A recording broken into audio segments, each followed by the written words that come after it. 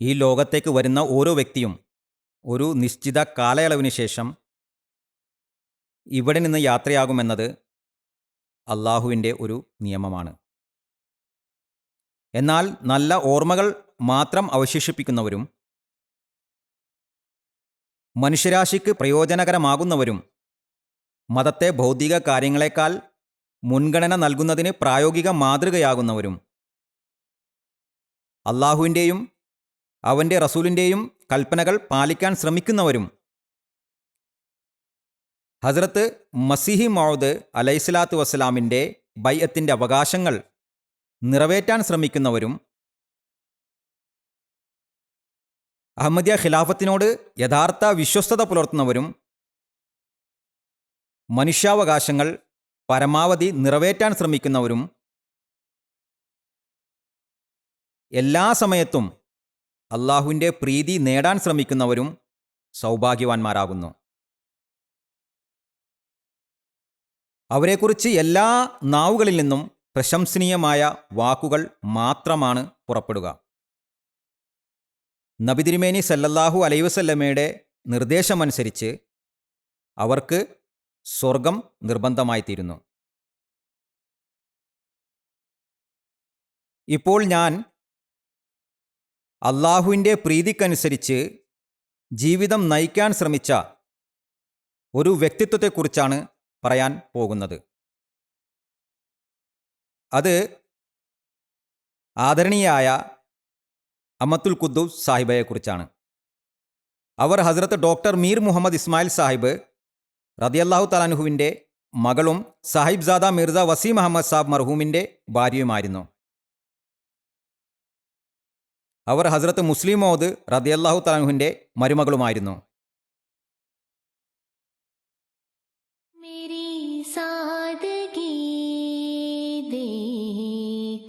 क्या चाहती हूँ तुझी से तुझे मांगना चाहती हूँ. ഇത് 1952 കാര്യമാണ്. അതായത് രാജ്യവിഭജനത്തിന് കേവലം 5 വർഷത്തിന് ശേഷം.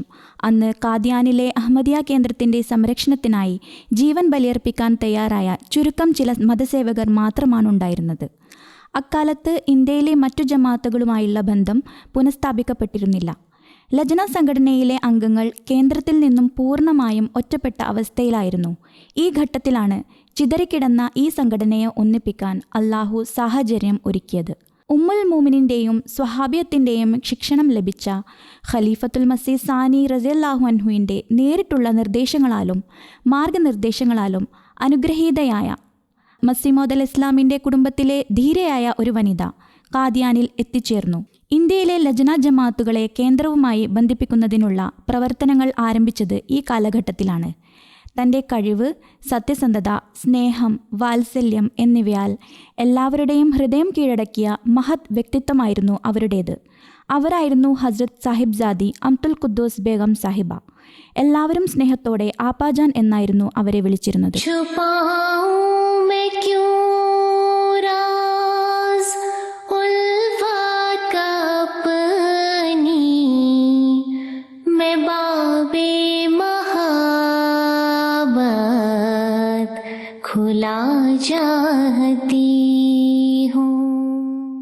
ഹസ്രത്ത് സയ്യിദ ആപ്പാജാൻ സാഹിബ്സാദി അമത്തുൽ ഖുദ്ദൂസ് ബേഗം സാഹിബ ഹസ്രത്ത് ഡോക്ടർ മീർ മുഹമ്മദ് ഇസ്മായിൽ സാഹിബിൻ്റെ മകളായിരുന്നു. ഉമ്മുൽ മുഅ്മിനീൻ ഹസ്രത്ത് അമ്മാജാൻ റളിയല്ലാഹു അൻഹയുടെ സഹോദരനായിരുന്നു ഡോക്ടർ മീർ മുഹമ്മദ് ഇസ്മായിൽ സാഹിബ്. ഈ നിലയിൽ ഹസ്രത്ത് അമ്മാജാൻ ആപ്പാജാൻ്റെ പിതൃസഹോദരിയും ഹസ്രത്ത് മസീഹ് മൗഊദ് ഇസ്ലാം ആപ്പാജാൻ്റെ പിതൃസഹോദരി ഭർത്താവുമായിരുന്നു. ഹസ്രത്ത് മുസ്ലിം മൗഊദ് റളിയല്ലാഹു അൻഹുവിൻ്റെ പുത്രനും ഹസ്രത്ത് മസീഹ് മൗഊദ് ഇസ്ലാമിൻ്റെ പൗത്രനുമായ മർഹൂം വ മഖ്ഫൂർ ഹസ്രത്ത് മിർസ വസീം അഹമ്മദ് സാഹിബിൻ്റെ പത്നിയായിരുന്നു ആപ്പാജാൻ. അങ്ങനെ ഹസ്രത്ത് മസീഹ് മൗഊദ് ഇസ്ലാമുമായി അവർക്ക് ഇരട്ട ബന്ധമുണ്ടായിരുന്നു. 1927 ജനിച്ച ആപ്പാജാൻ താബീങ്ങളിൽ ഉൾപ്പെടുന്നു. സ്വഹാബികളുടെയും സ്വഹാബിയത്തിൻ്റെയും അനുഗ്രഹങ്ങൾ അവർക്ക് ലഭിച്ചു. ഹസ്രത്ത് സയ്യിദ അമ്മാജാൻ എൻ്റെ മാതാവിൻ്റെ പിതൃസഹോദരിയായിരുന്നു. അതുകൊണ്ട് അവരെ വിവാഹത്തിനു മുമ്പ് എല്ലാവരും പുപ്പി അമ്മ എന്നാണ് വിളിച്ചിരുന്നത്. എൻ്റെ ഉമ്മ പറയുമായിരുന്നു, ഞങ്ങളുടെ മാതാമഹൻ അവധി ദിവസമായ വെള്ളിയാഴ്ച കൂടിക്കാഴ്ചക്കായി അവരെ ദാറുൽ മസീഹിലേക്ക് കൂട്ടിക്കൊണ്ടുപോകുമായിരുന്നു. ഹസ്രത്ത് അമ്മാജാനുമായി കൂടിക്കാഴ്ച നടത്തുമായിരുന്നു. അതിനുശേഷം ഹസ്രത്ത് മുസ്ലിം മൗദ് റളിയല്ലാഹു അൻഹുവിൻ്റെ പത്നിമാരുമായി കൂടിക്കാഴ്ച നടത്തി മഗ്രിബിന് മുമ്പ് അവർ വീട്ടിൽ തിരിച്ചെത്തുമായിരുന്നു. അതുപോലെ ഉമ്മ പറയുന്നു, ഞങ്ങളുടെ പിതാവിന് അമ്മാജാനോട് അങ്ങേയറ്റം സ്നേഹമുണ്ടായിരുന്നു. അമ്മാജാൻ ഞങ്ങളുടെ വീട്ടിൽ വരുമ്പോഴെല്ലാം ഞങ്ങളുടെ പിതാവിൻ്റെ മുഖം സന്തോഷത്താൽ ശോഭിക്കുമായിരുന്നു, പ്രകാശം നിറഞ്ഞതുപോലെ തോന്നുമായിരുന്നു. പറയുന്നു, അവർ വരുന്ന അവസരത്തിലെല്ലാം തന്നെ ഞാനും എൻ്റെ ചെറിയ സഹോദരൻ സയ്യിദും അവർ വന്ന വിവരം അറിയിക്കുന്നതിനും സന്തോഷത്താൽ പ്രശോഭിതമായ മുഖം ദർശിക്കുന്നതിനുമായി പിതാവിൻ്റെ മുറിയിലേക്ക് ഓടിച്ചെല്ലുമായിരുന്നു. 1951 വാർഷിക ജൽസയുടെ വേളയിൽ ഹസ്രത്ത് ഖലീഫത്തുൽ മസീഹ് സാനി റളിയല്ലാഹു അൻഹു ആയിരുന്നു അവരുടെ നിക്കാഹ് നടത്തിക്കൊടുത്തത്. വിവാഹാനന്തര ചടങ്ങിൽ സ്വന്തം മകന്റെ പക്ഷത്ത് നിൽക്കുന്നതിന് പകരം അദ്ദേഹം വധുവിൻ്റെ വീട്ടുകാരുടെ പക്ഷത്തു നിന്നാണ് പങ്കെടുത്തത്. വിവാഹം കഴിഞ്ഞ് 1 വർഷത്തിന് ശേഷം ദാരിൽ ഹിജ്റ റബ്വയിൽ നിന്നും അവർ കാദിയാനിലേക്ക് വരുമ്പോൾ ഹസ്രത്ത് മുസ്ലിം മൗദ് റളിയല്ലാഹു അൻഹു അവർക്ക് ഒരു നിർദ്ദേശം നൽകി, ഉമ്മെ നാസിറിൻ്റെ വീട്ടിൽ താമസിക്കുക. ആ വീട്ടിൽ ഹസ്രത്ത് മസീഹ് മൗഊദ് അലൈഹിസ്സലാം പലപ്പോഴും വന്നു പോയിരുന്നു. കൂടാതെ അവിടുത്തെ മുറ്റത്ത് വെച്ച് ഹുസൂർ അലൈഹിസ്സലാം ദർസുകളും എടുത്തിരുന്നു. 1953 മാർച്ച് 15 അവർ സാഹിബ്സാദ ഹസ്രത്ത് മീർസ വസീം അഹമ്മദ് സാഹിബിന്റെ കൂടെ കാദിയാനിലേക്ക് എത്തുകയുണ്ടായി. അന്നേരം കാദിയാനിലെ പ്രതിനിധികളിൽ 3 സ്ത്രീകളും ഉണ്ടായിരുന്നു. കാദിയാനിലെ ഷാനഷിനിൽ വെച്ചാണ് അവരെ സ്വീകരിച്ചത്. അവരെല്ലാവരുമായി കൂടിക്കാഴ്ച നടത്തിയ ശേഷം അവർ ഹസ്രത്ത് മസീഹ് മൗഊദ് അലൈഹിസ്സലാമിന്റെ മക്ബറയിലെത്തി ദുആ ചെയ്യുകയും തുടർന്ന് അവർ ദാറുൽ മസീഹിലേക്ക് പോവുകയും ചെയ്തു. ദാറുൽ മസീഹിലും അവരെ സ്വാഗതം ചെയ്യുന്നതിനായി ഏതാനും ദർവേഷ് സ്ത്രീകൾ എത്തിയിട്ടുണ്ടായിരുന്നു. അവരുമായും കൂടിക്കാഴ്ച നടത്തിയ ശേഷം അവർ തന്റെ വീട്ടിലേക്ക് പോകുകയുണ്ടായി. കാദിയാനിൽ എത്തിയ ശേഷം ആപ്പാജാൻ തന്റെ ജീവിതത്തിലെ ഓരോ നിമിഷവും വിശുദ്ധ പ്രകൃതമുള്ള ജീവിതം മതസേവനത്തിനായി ഒഴിഞ്ഞുവെച്ച തന്റെ ഭർത്താവിനൊപ്പം മതസേവനത്തിനും മസീഹ് മൗഊദ് അലൈഹിസ്സലാമിന്റെ ഈ പരിശുദ്ധ നഗരമായ കാദിയാന്റെ സംരക്ഷണത്തിനുമായി കഴിച്ചുകൂട്ടി. അങ്ങനെ കാദിയാൻ ദാറുൽ അമാന്റെ സംരക്ഷണത്തിലും അവിടെ താമസിക്കുന്നതിലുമുള്ള തന്റെ കടമ അവർ നിറവേറ്റുകയുണ്ടായി. मोहब्बत भी रहमत भी बख्शिश भी तेरी, मैं हर आन तेरी रजा चाहती हूँ. കാദിയാനിലേക്ക് ഹിജ്റത്ത് ചെയ്ത സമയത്ത് ഹസ്രത്ത് മുസ്ലിം മൗഊദ് റളിയല്ലാഹു അൻഹു ആപ്പാജാന് ഒരു ഉപദേശം നൽകുകയുണ്ടായി. ലജനയുടെ ജമാഅത്തുകളെ ഒന്നിപ്പിക്കുക. അതനുസരിച്ച് കാദിയാനിൽ എത്തിയ ശേഷം ജമാഅത്തിലെ സ്ത്രീകളെ ഒരുമിച്ച് കൂട്ടുന്നതിലും അവരോട് സഹാനുഭൂതി പ്രകടിപ്പിക്കുന്നതിലും ആപ്പാജാൻ ഒരു വലിയ പങ്ക് വഹിച്ചു. 2ാം ക്ലാസ്സിൽ പഠിക്കുന്ന സമയത്ത് അന്ന് എനിക്ക് 8 വയസ്സായിരുന്നു പ്രായം. ഒരിക്കൽ ഞാൻ ഹസ്രത്ത് ആപ്പാജാന്റെ അടുത്ത് പോവുകയുണ്ടായി. അതിനു മുമ്പും ഞാൻ കുട്ടികളോടൊന്നിച്ച് വൈകുന്നേരം കളിക്കാൻ പോകുമായിരുന്നു. എന്നാൽ 8 വയസ്സായപ്പോൾ അവരുടെ വീട്ടിൽ താമസിക്കുന്നതിനായിട്ട് പോവുകയുണ്ടായി. അപ്പോൾ സ്വന്തം മകളെപ്പോലെയായിരുന്നു എന്നെ കണ്ടിരുന്നത്. നല്ല നല്ല വസ്ത്രങ്ങൾ തയ്പ്പിച്ചു തരുമായിരുന്നു.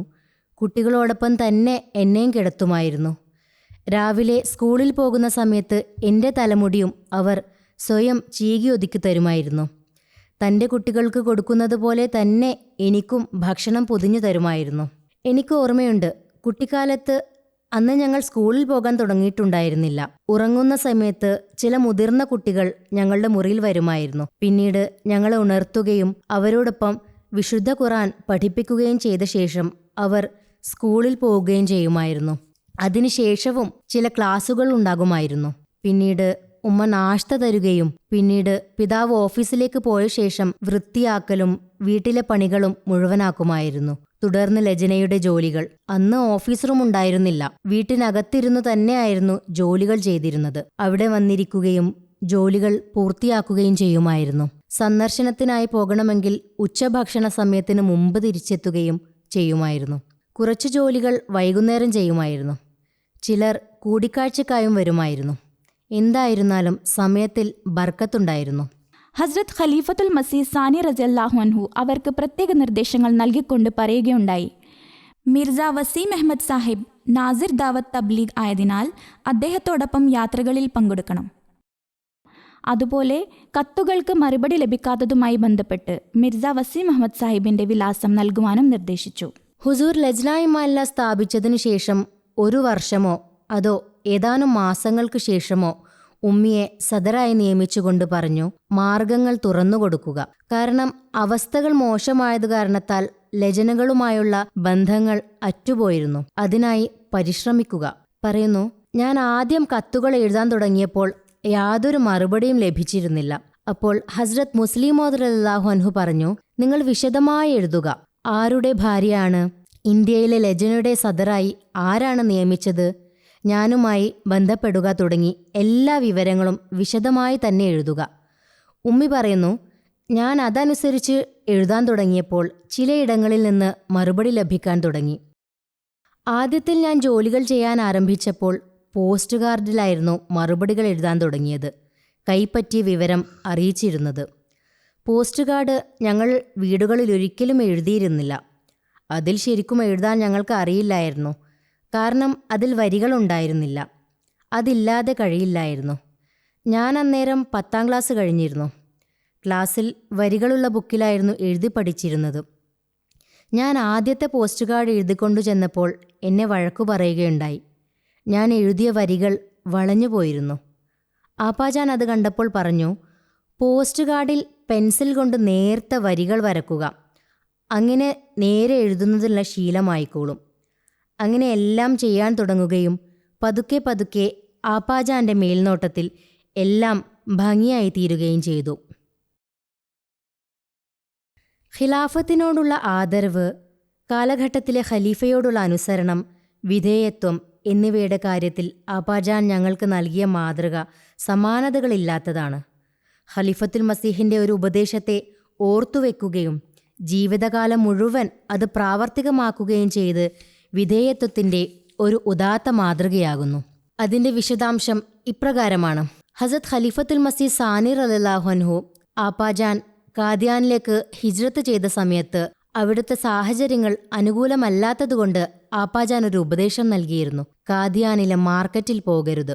ആപ്പാജാൻ ആ നിർദ്ദേശം എത്രമാത്രം പാലിച്ചെന്നു വെച്ചാൽ ഹിജ്റത്തിന് ശേഷം 65 വർഷം അവർ കാദിയാനിൽ താമസിച്ചെങ്കിലും ഒരു തവണ പോലും കാദിയാനിലെ മാർക്കറ്റിൽ പോയിട്ടില്ല.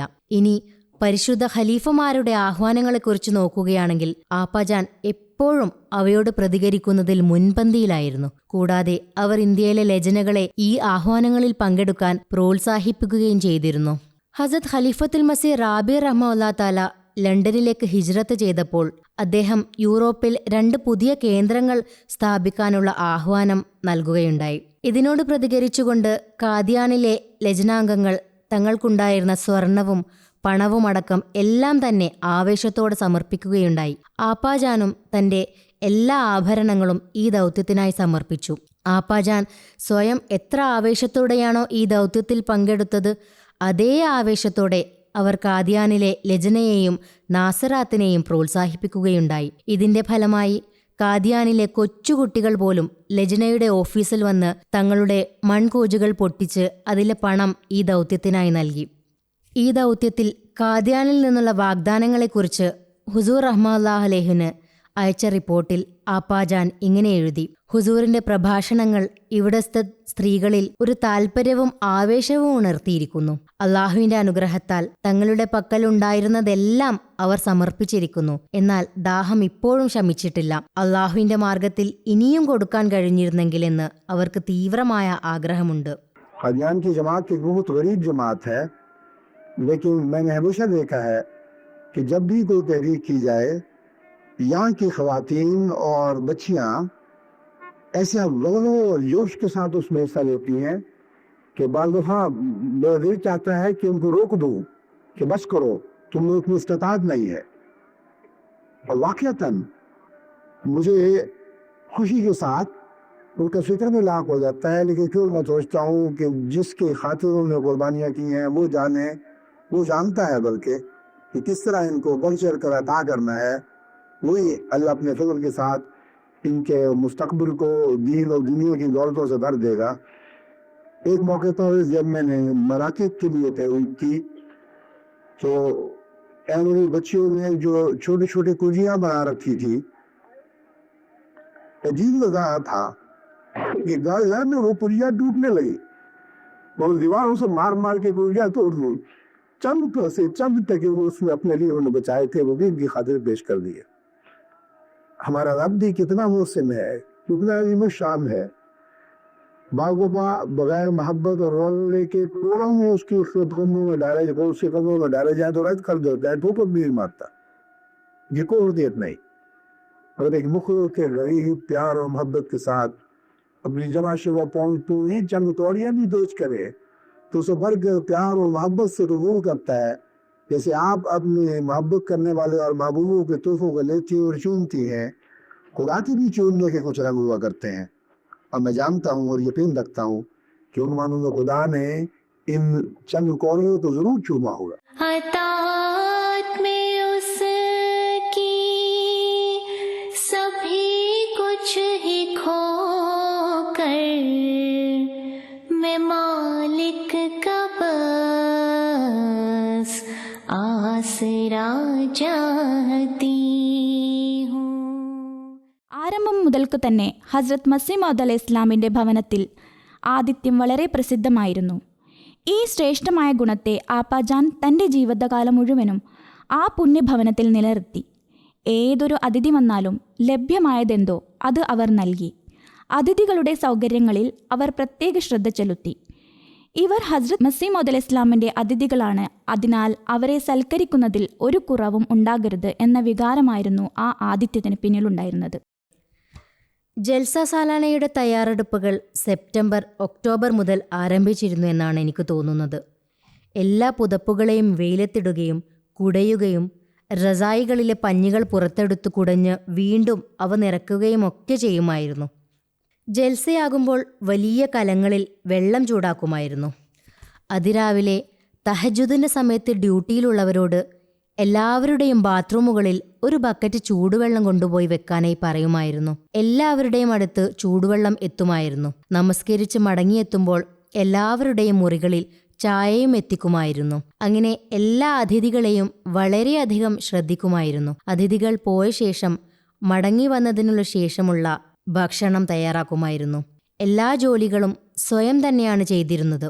ഏറ്റവും ആദ്യം എഴുന്നേൽക്കുകയും ഏറ്റവും അവസാനമായി കിടക്കുകയും ചെയ്തിരുന്നു. ഒരു മാസം ശേഷിക്കുമ്പോഴേ ഉമ്മി തയ്യാറെടുപ്പുകൾ തുടങ്ങുമായിരുന്നു. ഒരു മധുര പലഹാരം വീട്ടിൽ തയ്യാറാക്കുമായിരുന്നു. വിവിധ പരിപ്പുകൾ വീട്ടിൽ പാകം ചെയ്യുമായിരുന്നു. അതിഥികളെ സൽക്കരിക്കുന്നതിനായി വീട്ടിൽ സേമിയായം തയ്യാറാക്കുമായിരുന്നു. ചായയോടൊപ്പം നൽകുന്ന എല്ലാം തന്നെ വീട്ടിൽ തയ്യാറാക്കുമായിരുന്നു. ലങ്കർഖാനയിൽ നിന്ന് രാവിലെ നാഷ്തയുടെ സമയത്ത് ഭക്ഷണം വരുമായിരുന്നു. റൊട്ടിയും ദാലും ചോറും. അതുപോലെ രാത്രിയും ഭക്ഷണം എത്തുമായിരുന്നു. ഉച്ചസമയത്ത് ഭക്ഷണം ഉണ്ടായിരുന്നില്ല. അവിടെ തങ്ങിയിരുന്ന അതിഥികൾക്ക് ഉമ്മി ഇത്തരത്തിലുള്ള ഭാരിച്ച പലഹാരങ്ങൾ നൽകുമായിരുന്നു, അവരുടെ വയറ് നിറയുന്നതിനായി. കൂടിക്കാഴ്ചക്കുമായും ധാരാളം ആളുകൾ വരുമായിരുന്നു. ഇതെല്ലാം വീട്ടിലാണ് തയ്യാറാക്കിയിരുന്നത്. ആപ്പാജാന്റെ അനുഗ്രഹീത വ്യക്തിത്വം ഞങ്ങൾക്ക് ഒരു വാത്സല്യമുള്ള ദയയുള്ള മാതാവിന് സമാനമായിരുന്നു. ഒരു മാതാവ് എങ്ങനെയാണോ തൻ്റെ പിഞ്ചുകുഞ്ഞുങ്ങളെ കൈപ്പിടിച്ച് ജീവിതത്തിൻ്റെ എല്ലാ രീതികളും പഠിപ്പിക്കുന്നത്, അതുപോലെ അവർ ഞങ്ങളുടെ വിദ്യാഭ്യാസത്തിലും ശിക്ഷണത്തിലും ഓരോ നിമിഷവും വ്യക്തിപരമായ ശ്രദ്ധ ചെലുത്തിയിരുന്നു. തൻ്റെ അനുഗ്രഹീത ജീവിതത്തിലെ അവസാന 5 വർഷം ആപ്പാജാൻ പാകിസ്ഥാനിൽ ആയിരുന്നു. കാദ്യാനിൽ നിന്നുള്ള ഈ വേർപാട് അവർക്ക് വ്യക്തിപരമായി വളരെ വേദനാജനകമായിരുന്നു. എന്നാൽ കാദ്യാനിലെ ഞങ്ങളെ സംബന്ധിച്ചിടത്തോളം ഈ വേർപാട് അതിലേറെ ദുഃഖകരമായിരുന്നു. പാകിസ്ഥാനിലേക്ക് പോയ ശേഷം ഞാൻ എല്ലാ ആഴ്ചയും ഫോൺ ചെയ്ത് വിവരങ്ങൾ അന്വേഷിക്കുമായിരുന്നു. അഥവാ ഞാൻ ഫോൺ ചെയ്യാൻ താമസിച്ചാൽ അവിടുന്ന് ഫോൺ വരുമായിരുന്നു. അലീം ഫോൺ ചെയ്യിപ്പിക്കുമായിരുന്നു. അമ്മ അസ്വസ്ഥരാകുന്നു, നെയ്മക്ക് ഫോൺ ചെയ്യുക എന്ന് പറയും. പിന്നീട് ഫോണിൽ സംസാരിക്കുമായിരുന്നു. രോഗിയായി ഹോസ്പിറ്റലിൽ പോകുന്നതിന് 2-3 ദിവസം മുമ്പും എനിക്ക് ഫോൺ ചെയ്ത് കാദ്യാനിലെ വിവരങ്ങൾ അന്വേഷിച്ചിരുന്നു. എല്ലാവരും താങ്കളുടെ വിവരങ്ങൾ അന്വേഷിക്കുന്നുണ്ട്, സലാം അറിയിച്ചിട്ടുണ്ട് എന്ന് പറയുമ്പോൾ എൻ്റെ സലാമും അറിയിക്കുക എന്ന് പറയുമായിരുന്നു. ഈ താൽക്കാലിക വേർപാട് ആ പ്രിയപ്പെട്ട വ്യക്തിത്വത്തെ എന്നേക്കുമായി ഞങ്ങളിൽ നിന്നും അകറ്റി. അങ്ങനെ 96 വർഷത്തെ ജീവിതത്തിന് ശേഷം 2023 ഓഗസ്റ്റ് 24 പാകിസ്ഥാനിലെ റബ്വയിൽ വെച്ച് അവർ തന്റെ യഥാർത്ഥ നാഥനിലേക്ക് മടങ്ങി. ഇന്നാ ലില്ലാഹി വ ഇന്നാ ഇലൈഹി റാജിഊൻ.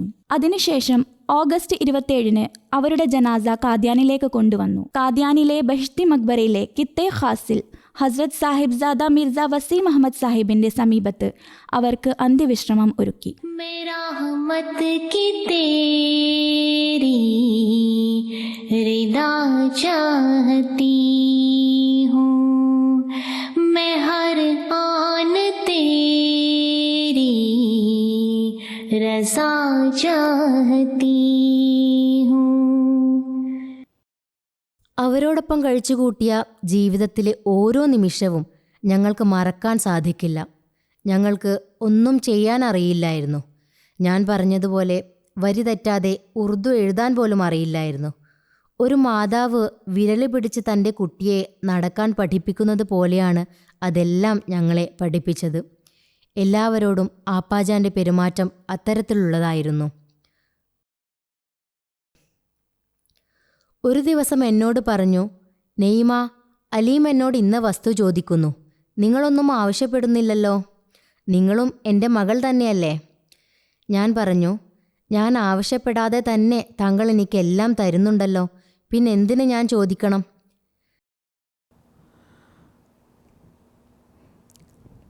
നിങ്ങൾ എൻ്റെ മകളാണെന്ന് എപ്പോഴും അവർ പറയുമായിരുന്നു.